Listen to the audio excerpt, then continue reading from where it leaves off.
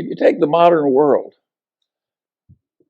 where people are trying to teach you how to come in and trade actively in stocks, well, I regard that as roughly equivalent to trying to induce a bunch of young people to start off on heroin.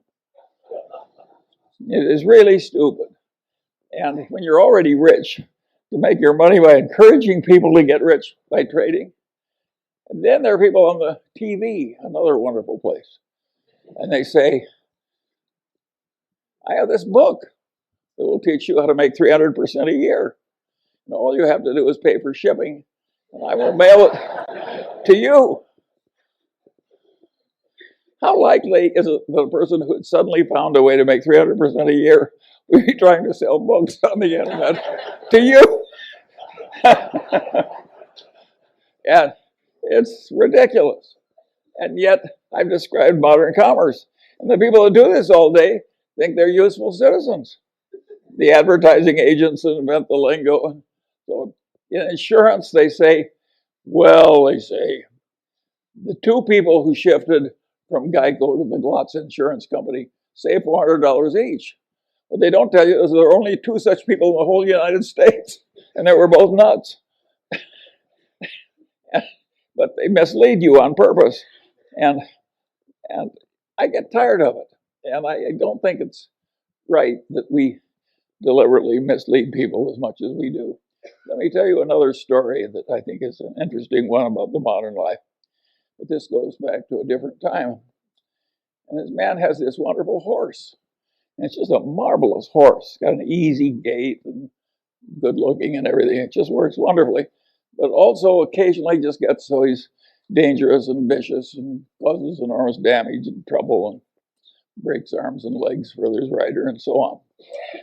And he goes to the vet and says, what can I do about this horse? And the vet says, that's a very easy problem and I'm glad to help you. He says, what should I do?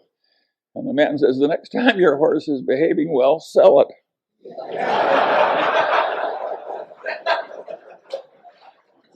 Well, think of how immoral that is.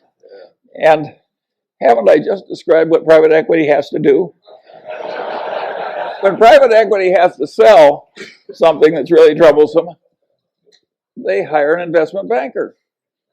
And what does the investment banker do? He makes a projection. You can't, I have never seen such expertise in my whole life as is created in making projections in investment banking. There is no business so lousy it can't get a wonderful projection. But is that a great way to make a living, to have phony projections and use it to make money out of people you look right into the eyes of? I would say no.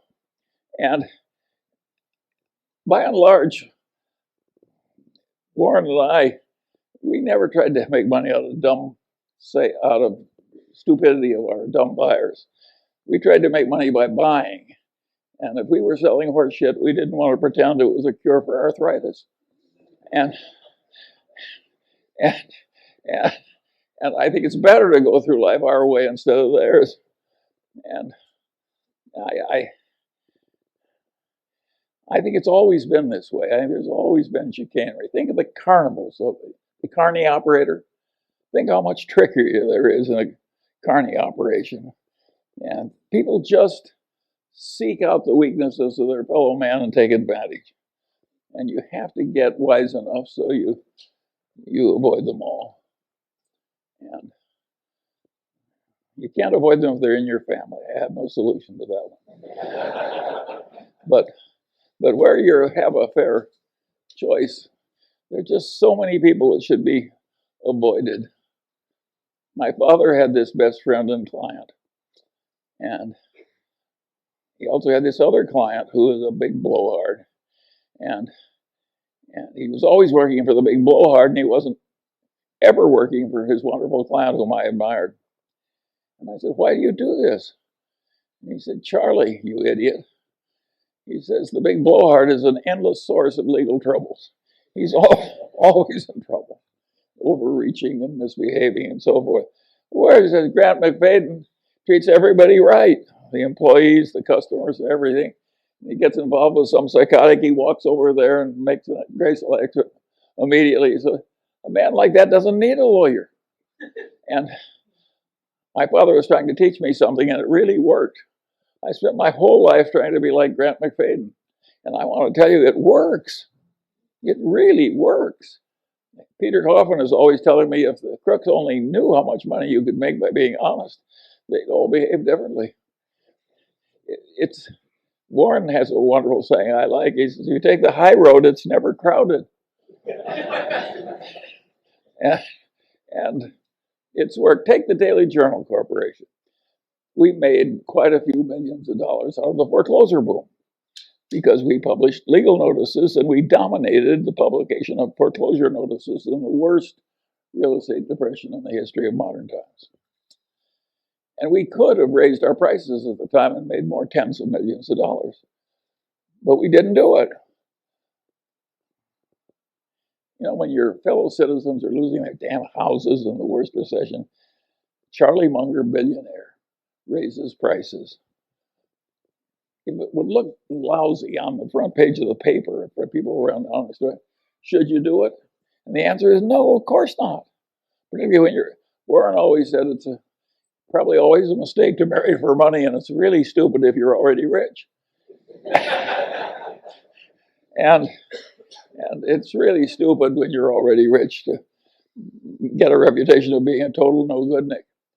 Rick Guerin always loved the story about the guy who had been a total miscreant all his life, and he died, and the minister said, now is the time in the funeral ceremony when somebody says something nice about the deceased. And nobody came forward, and nobody came forward, nobody came forward. Finally, one guy stood up. He said, well, he said his brother was worse.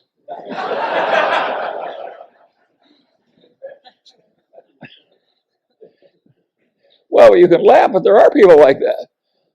When Harry Cohn died here, the saying was everybody went to the funeral to make sure he was dead. and so there are a few simple truths that really work.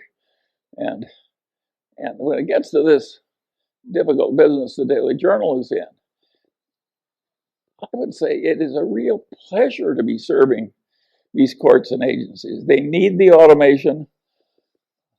Other people are trying to take advantage of them in ways that we aren't. And we're struggling against the odds of a little tiny company. And we're taking a lot of territory. It's slow going, but the prospects are good. And of course, the nice thing about being rich is it doesn't matter if it's a little slow. And how did we get rich? Well, we remembered Grandpa Ingham, and when one of the few opportunities came along, we reached out and seized it. Think of how your life works.